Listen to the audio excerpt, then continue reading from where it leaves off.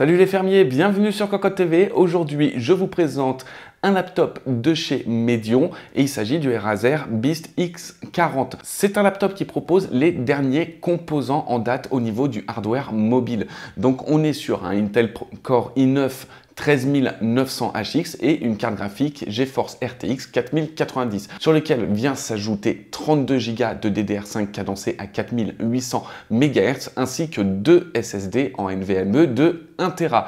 Donc de la puissance brute sur ce laptop qui peut aussi permettre d'accueillir un water cooling et ça c'est plutôt top. Par contre niveau tarif on est plutôt de l'ordre de 4500 €. Pour aller un peu plus loin dans les caractéristiques techniques, il faut savoir que ce 13900HX est un processeur en 24 cœurs et 32 threads. 24 cœurs, 8 en performance et 16 en efficient. Il est capable de monter jusqu'à 5,4 GHz en boost et propose 36 mégas de cache.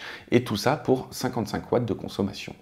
Continuons avec la carte graphique, la RTX 4090 qui propose 9728 CUDA Core ainsi que 304 Tensor Core et 112 ROPS, 76 RT Core aussi. 16 Go de GDDR6 cadencé à 2250 MHz avec un bus en 256 bits et une bande passante à 576 gigaoctets secondes. Le processeur graphique est quant à lui cadencé à 1620 MHz avec un boost allant jusqu'à 2040 MHz. Et bien sûr, tout ça pour pouvoir jouer ou travailler sur une dalle de 17 pouces en QHD+, c'est-à-dire 2560 par 1600 pixels. Elle est capable de monter jusqu'à 240 Hz avec la prise en charge du G-Sync. Pour le reste des caractéristiques de la dalle, on ne les a pas forcément. Avec les laptops, souvent les dalles sont oubliées. On ne sait pas quel type c'est, quel taux de contraste, mais ça, on le verra dans le test écrit à venir bientôt sur cocotteland.com. On va commencer tout doucement avec le capot qui se présente sur une plaque en alu noir avec juste le petit logo de Medion qui va s'éclairer en bleu une fois l'ordinateur allumé. On a en dessous des larges mèches où on peut voir au travers les ventirades. On a la connectique ici avec le secteur, un RJ45, un HDMI, un type C et là ici ce que vous voyez ça va être les branchements pour le water cooling externe en option. En ce qui concerne derrière, on est toujours sur une plaque d'alu avec 4 patins antidérapants permettant aussi de soulever. On a 2 petits mèches ici pour le son et un large mèche ici pour laisser respirer l'ordinateur. On a plusieurs vis pour pouvoir faire le démontage, par contre ça va coincer ici, les clips sont extrêmement forts, viendront tordre un petit peu le support en plastique derrière pour les ventirades et donc du coup on s'est arrêté au niveau du démontage des vis, mais après on n'a pas voulu forcer sur un PC à 4500 €. Passons sur un des côtés avec la connectique, un lecteur de carte et 2 prises USB ainsi qu'encore une fois du mesh pour pouvoir laisser respirer l'ordinateur et vous allez le voir dans le test écrit, il en a quand même un petit peu besoin.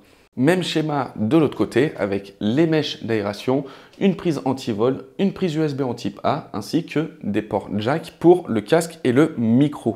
Une fois ouvert, on retrouve justement tout le reste de l'ordinateur et vous allez voir, c'est plutôt sympa.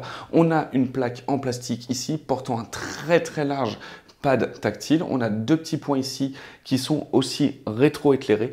On a un clavier totalement compact mais avec pad numérique et qui a été fait par MX Cherry, donc un clavier mécanique avec une frappe extrêmement agréable. On a la dalle de 17 pouces avec une webcam au-dessus et ici on a 2 boutons, bouton power et un bouton boost overclocking pour quand on branche le water cooling. Et enfin, pour terminer cette vidéo, on vous présente le kit water cooling, alors qui se présente dans un boîtier tout en plastique noir avec des mèches de chaque côté, un ventilateur éclairé en bleu. On a ici un réservoir qu'on peut voir de chaque côté avec les niveaux mini et maxi. Réservoir qu'on peut ouvrir et remplir. Enfin, derrière, on a la connectique avec 2 prises secteur. Je vous expliquerai pourquoi. Et bien sûr, les Quick Connect pour pouvoir connecter le water cooling au PC ici. De l'autre côté, on a juste un bouton power. Une fois branché, on a juste à l'allumer. Pour le branchement, très simple. On vient brancher la prise secteur sur l'embranchement secteur. On a un deuxième câble secteur pour brancher d'ici au laptop. Et comme ça, le laptop déjà, il est alimenté en électricité, tout autant que le water. Et enfin, le water cooling, très très simple. On a 2 tuyaux et on vient tout simplement, c'est aimanté, on vient tout simplement l'approcher et hop, il s'y met. Et pareil de l'autre côté, c'est bon. Et là c'est branché, on n'a plus qu'à allumer et let's have fun.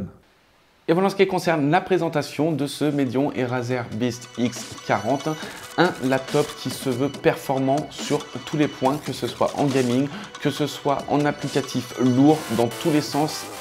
Il nous dégomme tous les benches, donc il est en tête à chaque fois.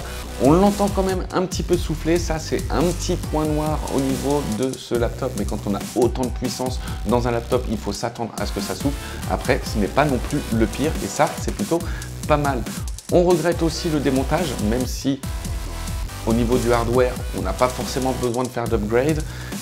Pour le reste, il est vraiment tip top, c'est un sacré coup de cœur.